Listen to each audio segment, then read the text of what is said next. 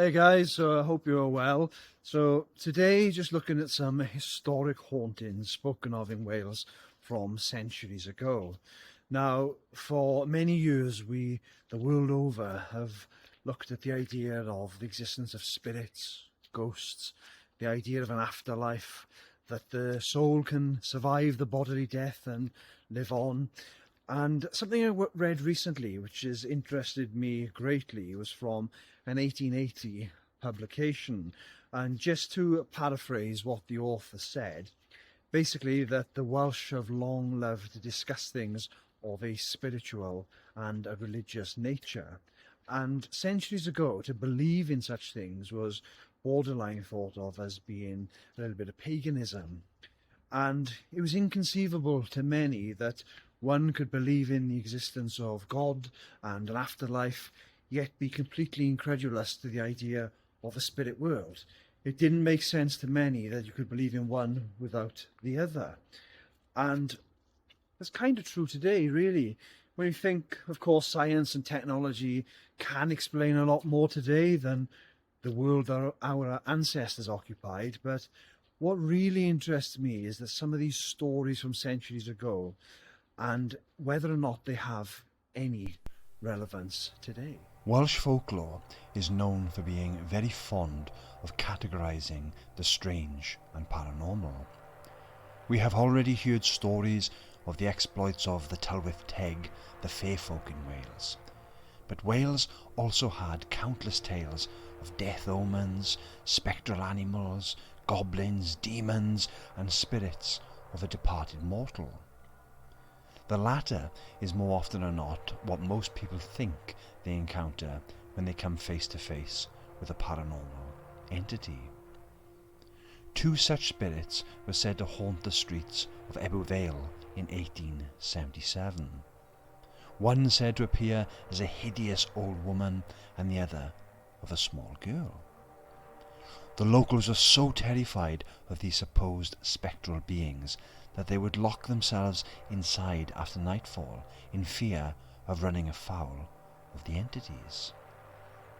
Some of the braver townsfolk were said to have even plotted to try to capture these spirits and banish them, with others adamant that the elderly lady and the child were simply thieves plying their trade. All efforts were fruitless, it seems though, with no definitive answer either way. Was it a case of Occam's razor, the most likely answer more often than not being the correct one? Or, as many at the time believed, the two strangers were indeed not of this world, and they entered our realm during a séance which may have taken place nearby. It just goes to show that not much has changed today. Many people will believe wholeheartedly in the paranormal, maybe after a personal experience, and many others adamant that such things always have a rational explanation. What can be said then of the strange experiences reported of an entity that was said to torment people as they crossed a small bridge over a tributary of the River Teifi on the border between Pembrokeshire and Carmarthenshire?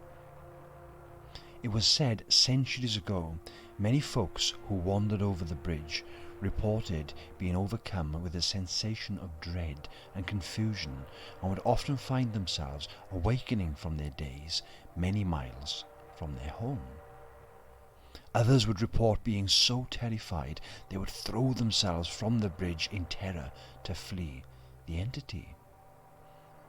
Now, the source material of these stories and the original name of the bridge makes it very difficult to determine exactly where it was.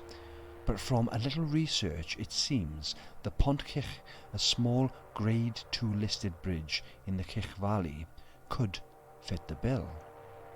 The location and geography of this bridge closely matches the descriptions spoken of centuries ago, but I am by no means claiming this is the exact location, just my personal speculation. It would be interesting if such experiences are still reported in the area today. You do still hear stories from all over Wales of people encountering unseen forces and going into a trance-like state, and upon awakening they have little to no memory of their ordeals. Or perhaps contemporary reports of such things may be explained by overindulgence in spirits of a different kind. So a couple of interesting stories from a few centuries ago now. Would such stories, would such reports be as readily accepted today in a modern world? And who knows? And for years and years, we've all always thought that if there is such a thing as spirits, then they are here for a certain reason. Something is keeping them here. And I'll be exploring some of these different ideas in the coming videos. The next run of videos will be looking at more of these old hauntings, these historic tales from all over Wales. And again, it'll be very interesting to hear if people still today have similar experiences, either in the location of the stories themselves or just in general. So as always, guys, please share any similar experiences, any thoughts in the comments below, and look forward to bringing you the next one to hear your stories and your experiences as well. So thank you so much, guys, for watching. Hope you've enjoyed this one. Please remember to like, subscribe, and I will see you the next one. Thank you.